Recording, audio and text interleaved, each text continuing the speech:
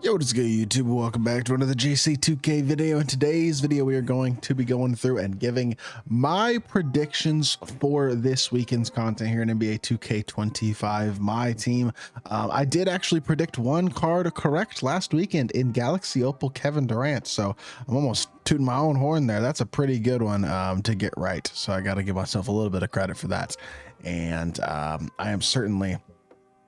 I don't know. We're on a little bit of a heater, honestly. I've gotten a couple of predictions right in the last couple of weeks over a couple different things, so it'll be interesting to see if I can get any of them right this week. But before we hop into the video, if you haven't already, make sure you hit that subscribe button. Help me push towards the 40,000 subscriber mark on the channel. I upload every single day, multiple videos a day. Would really appreciate it if y'all do subscribe. And without further ado, let's hop right into it. So starting off with Diamond, because Amethyst, they might drop these hidden gem amethysts. They might also drop non-hidden gem amethysts. They did that with Nas Reed and Trey Murphy 2 weeks ago. Last week they dropped amethysts that were already in the game, so be interesting to see what we get, what we don't get. I don't know.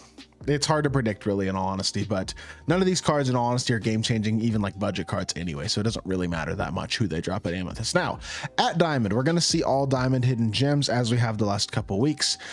There's one specific Diamond who I'd really like to see, and that is Kwame Brown. 6'11". I continue to mention him, and I will probably, in all honesty, continue to mention this card every single week until he comes out in this video, because he's the best Diamond left, probably. 6'11", 97 offense and defense. He's got elite size, elite stats. I mean, the lowest rating is that 3-ball rating at 79. His jumper's absolutely cash. Everything else defensively is very solid. Elite rebounder. He's got great speed for a power forward. 92 vert, 97 strength. This would be a card with elite longevity. He's very, very athletic. Has that Hoff posterizer, Hoff rise up, but then also Hoff brick wall, movable enforcer, paint patroller, things of that nature, and 25 total base badges as well. I mean, he's not going to have every single badge, but he's going to be able to get the majority of important badges on the card. You add like off-ball pest, maybe on-ball menace. Last couple badges could be Deadeye, Limitless, Lightning Launch, Challenger, a couple options there. Slippery off ball. He's going to be missing a couple badges. That's probably the biggest criticism of the card, but his jumper's incredible. He's super athletic. He's super good. Like, just, it would be by far the best Diamond that could drop, in my opinion. Maybe not by far, but he's the one that I do hope drops. Also a guy like Bruce Bowen. I have this card, but he would be a great option as well. And a guy who's got a very, very smooth jumper and is elite defensively. Great 3-and-D badges. Elite budget card in his own right if he does drop, just like Jeff Green and Damari Carroll last week. You got a couple small forwards last week, so a shooting guard like Bruce Bowen, a power forward like Kwame Brown, a center there really isn't that great Diamond center left, in all honesty. I mean, there's a couple of halfway decent ones, I guess, but nobody who jumps off the page, especially in terms of badges. Like, for example, Mo Bamba is 92 overall. That card has a smooth release and has good size and a great player build, but he doesn't have the stats, in all honesty, to be an elite level card. And pretty much all the centers at this point, unfortunately, are kind of in that boat. So I don't think we're really going to get an elite level center, but there are still some good point guards that we could get. I will say, if we were to get a good Diamond point guard, like, for example, Spencer Dinwiddie. This card would be legitimately interesting. He's 6'5", his jumper's nice. He's a capable slasher. He's not bad defensively. He's got 93 speed. I know he's only got 2 hoffs, but that card would be like a decent budget point guard. And then there's several other ones as well that are in that similar boat as like good defenders. Michael Carter-Williams is a dog. Cards like that would be really nice. Diamond Tyson Chandler as well. Really, really good Diamond at 7 foot, 89 offense, 99 defense. He is probably the best Diamond center left, even with only a 62 3-ball. His jumper's absolutely cash. It's the same exact jump shot that PJ Brown has. A really, really good shot. And then very, very athletic, elite defender, great speed. He would be the best Diamond center, I think, probably left, even with the low 3-ball rating. So be interesting to see if we get any of those good Diamonds tomorrow. And we're sure going to get a couple bums as well, as we generally do. But as long as we get 1 or 2 decent ones, I don't really care that the other bums are coming out, because they're going to drop them at some point anyway. So might as well drop some of the bums as long as there's one good budget card with the set of Diamonds. Pink Diamond, it's honestly the same story. There's one really good Pink Diamond left. Actually, there's a couple of really good Pink Diamonds left. But the one who I'm really waiting on is Terry Dishinger. He's very similar to Rudy Gay, except honestly, there's a very good chance he'll be able to play shooting guard. Rudy Gay cannot. But we did also just get a guy in Kelly Tripucka who's really pretty elite at the shooting guard position. So maybe we don't get another elite peak diamond shooting guard this week, but either way, Terry Dishier is a dog. He'd be an awesome card. 95 driving dunk, versatile defender, great jump shot, has an elite behind the back, pretty good sigs across the board, 90 speed, bunch of good Hall of Fame badges offensively. That card would be a beast. And then even though Big Z only has 69 speed, he has a massive player build at 7'3" with one of the best big man jumpers in my team. Great dunking ability and versatile, solid defense, elite rebounding. Yes, I understand the speed is low, but I think he's very usable, and I think he would actually be a very interesting, very good card in his own right if he were to drop, despite some of the badge flaws and stuff that he's got. Kind of like a better Yao Ming, for example, although a little bit smaller, yes. But I think he'd be a very good card. That would be interesting to see Pink Diamond Big Z as well. Now, outside of that, again, there's some solid cards in here, like Larry Keenan's good.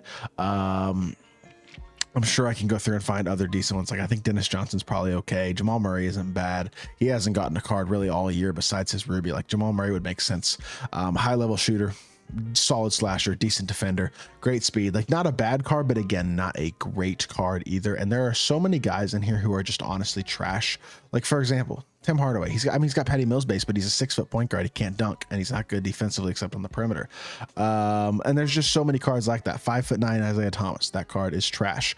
We're going to get a couple of bad pink diamonds. So Calvin Murphy, 5'9" as well. Like we're almost guaranteed to get a couple of bad pink diamonds, couple of bad diamonds every single week at this point. I mean, last week we got a bunch of guys who aren't huge names and aren't super important, interesting cards.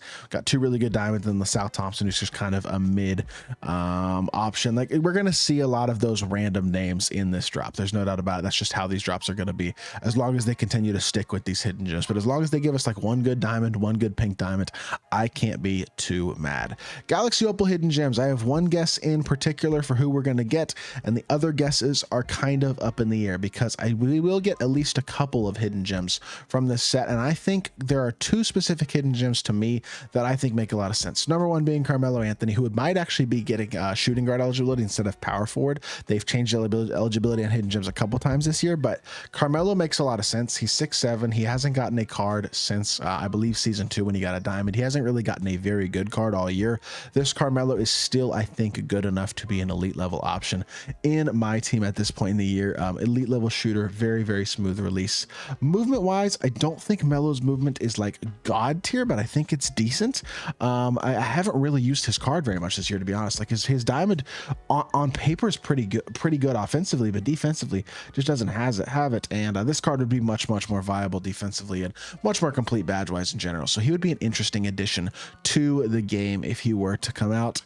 Outside of that, I mean, again, it's the same story. We're gonna get probably 2 or 3 Opal hidden gems. We're gonna get 1 or 2 random cards as well, just like we did last week. Last week we got John Wall added, and then we got 3 hidden gems that were already in the game: Boogie, KD, and Jimmy. The week before that, same story. 1 guy who was a hidden gem in Wilt Chamberlain, and then 3 new Opals as well. So a good chance we get some non-hidden gem cards tomorrow from the Opals as well. And then the last card that I will predict is the Dark Matter. And yes, I am actually predicting Dark Matter Paul George. He has not gotten a card since season 1. I thought there was a chance he'd be the low of 40 for season 4 actually, but he hasn't gotten a card since a couple weeks into season 1. Now this card has had incredible longevity, so again, a Dark Matter PG would be an amazing card. The honest truth though is, until the All-Star break, I don't think they're going to be changing animations at all. So I do not think we're going to get All-Star players until the All-Star break. So for example, a Dark Matter Wemby, or a Dark Matter LeBron, or a Dark Matter Paulo Banchero, or whoever else, like guys who are probably going to make the All-Star game. I could pull 15-20 names out of my butt, right?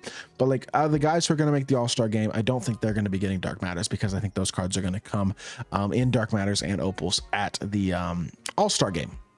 Or All-Star break, I should say. So Paul George not going to make an All-Star team this year. Really struggling on the Sixers.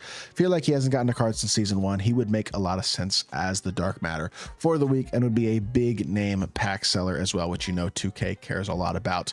I will say though, if we were to get a Paul George, realistically, unless they change animations, he's going to play pretty close to the same. Not going to be worth upgrading to, even if he is a decent bit better, because he's not going to play that much better at the end of the day. That is going to do it for the video though. I hope y'all did enjoy. If you did, make sure you hit that like button, leave a comment, and subscribe. Be back with more NBA content very, very soon. I appreciate y'all. Peace.